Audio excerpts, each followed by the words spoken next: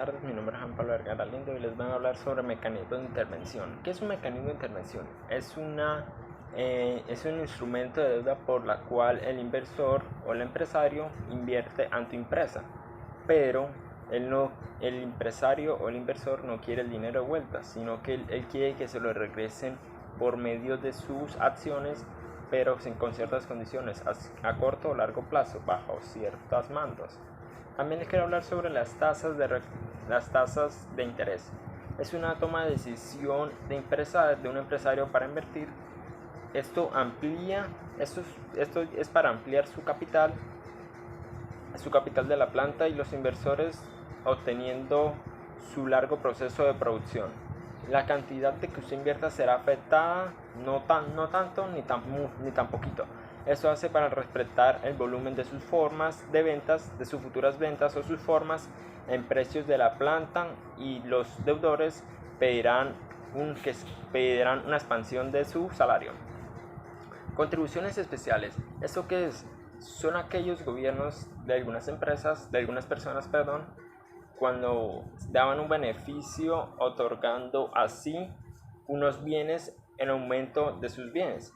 Como consecuencia, la realización de las obras públicas, estableciendo o ampliando un capital en servicios comunitarios. También les quiero hablar sobre la cotización de seguridad. ¿Qué es la cotización de seguridad? La cotización es habitualmente correspondiente como fracción del salario mínimo, del sueldo del trabajador. También siendo esto puede ser una retención por el sistema de seguridad social. Pero esto hace referencia a que usted, cuando va a firmar un contrato con esa empresa, tiene que cumplir los deberes de ese salario, de ese sueldo. Y por último, los impuestos. ¿Qué son los impuestos? Especialmente los impuestos son cobrados por el Estado, es decir, de una forma que se obtiene. Así pueden, con ese dinero que toman de los impuestos, para mejorar la estructura de servicios públicos, entre otros. Gracias.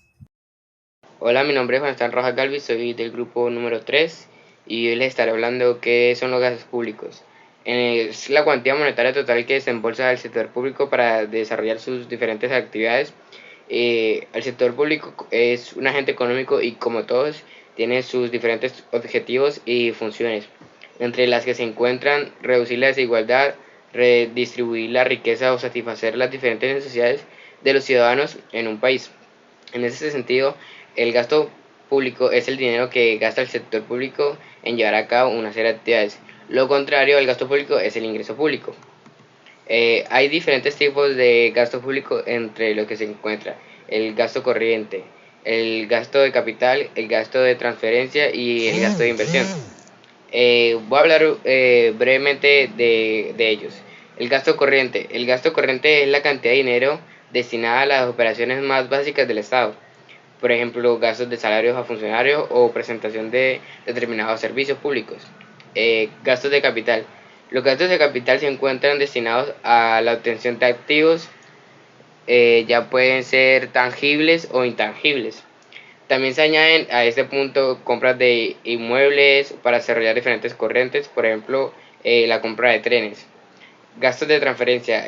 Los gastos de transferencia es la cantidad monetaria, a veces en forma de capital, que está destinada para empresas y familias, por ejemplo, los subsidios por desempleo o transferencias. Gastos de inversión.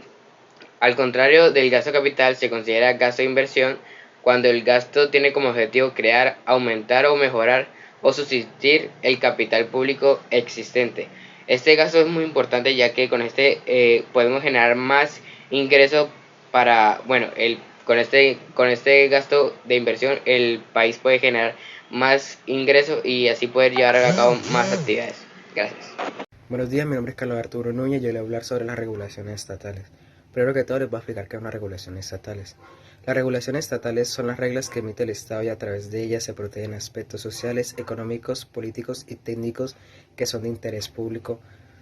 Existen tres tipos de regulaciones. La regulación económica es uno de los múltiples instrumentos de dirección estatal en la economía en un grado de afectación a la libertad económica, limitado a mercados precisos bajo condiciones y propósitos diferentes a los exigidos por las leyes de intervención y encargado a agencias determinadas que no tienen carácter de corporación pública de naturaleza política.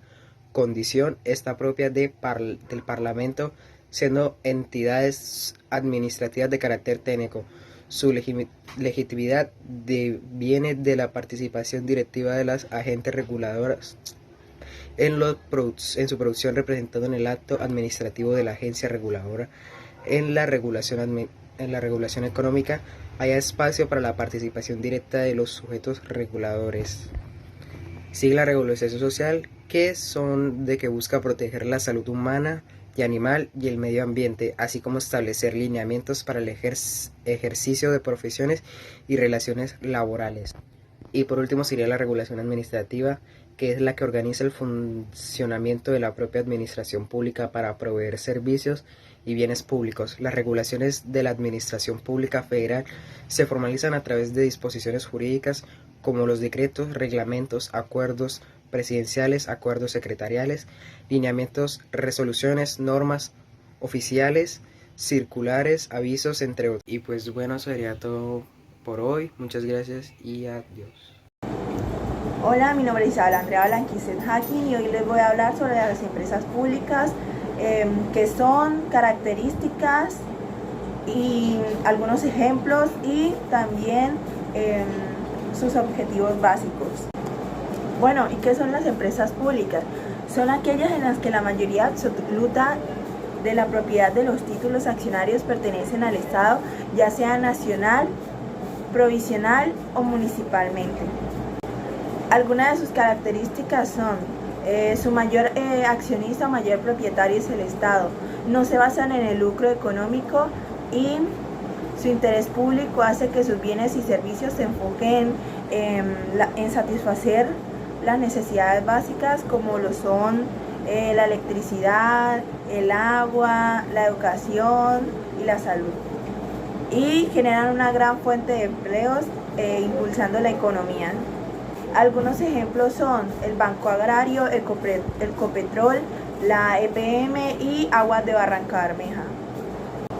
Los 4 objetivos básicos que deben alcanzar las empresas públicas son eficiencia económica, rentabilidad, efectos sobre la distribución de la renta y efectos macroeconómicos.